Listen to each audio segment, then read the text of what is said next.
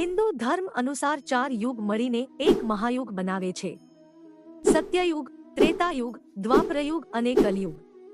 સત્યયુગની ઉંમર 17,28,000 વર્ષ, ત્રેતાયુગ 12,91,000 વર્ષ, દ્વાપર યુગ 8,64,000 વર્ષ અને કળિયુગ 4,32,000 વર્ષ છે.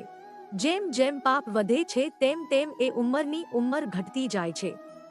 જ્યારે ભગવાન શ્રી કૃષ્ણ મૃત્યુ પામ્યા ત્યારે દ્વાપર યુગનો અંત આવ્યો અને કળિયુગનો પ્રારંભ થયો.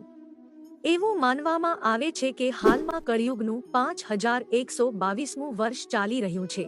મતલબ કે કળિયુગ સમાપ્ત થવામાં હજુ 4,26,878 વર્ષ બાકી છે. કળિયુગ કેવી રીતે સમાપ્ત થશે અને નવા યુગની શરૂઆત કેવી રીતે થશે તે આપણા પુરાણોમાં પહેલેથી જ નિશ્ચિત છે.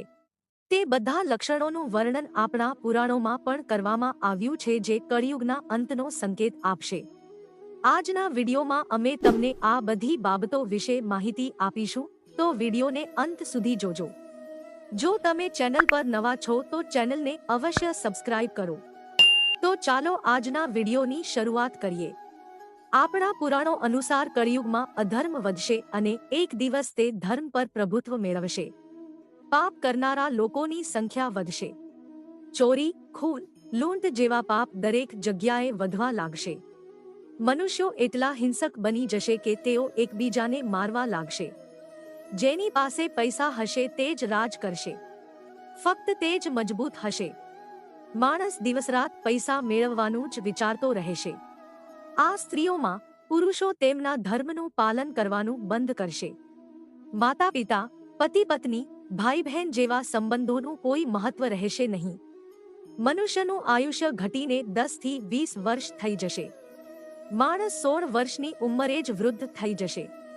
મહિલાઓ 8 થી 10 વર્ષની ઉંમરે બાળકોને જન્મ આપવાનું શરૂ કરશે. માણસની ઊંચાઈ 4 થી 5 ઇંચ રહેશે. પૃથ્વીનું તાપમાન એટલું વધી જશે કે લોકો જમીનમાં ખાડા ખોદીને જીવવા લાગશે. કુદરત ધીમે ધીમે નાશ પામશે. બધા વૃક્ષો અને છોડ નાશ પામશે.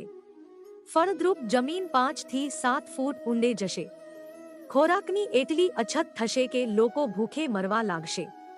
તેઓ ગાય, ભેંસ અને બકરા જેવા નાના થઈ જશે. દૂધ આપવાનું બંધ કરશે. બધા દેવી દેવતાઓ પૃથ્વી છોડી દેશે.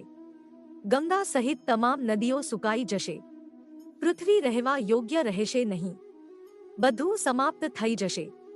એક દિવસ જ્યારે પૃથ્વી પર માત્ર અધર્મ જ રહેશે, ત્યારે ભગવાન વિષ્ણુ કલ્કી અવતારમાં પૃથ્વી પર આવશે અને તમામ પાપીઓનો નાશ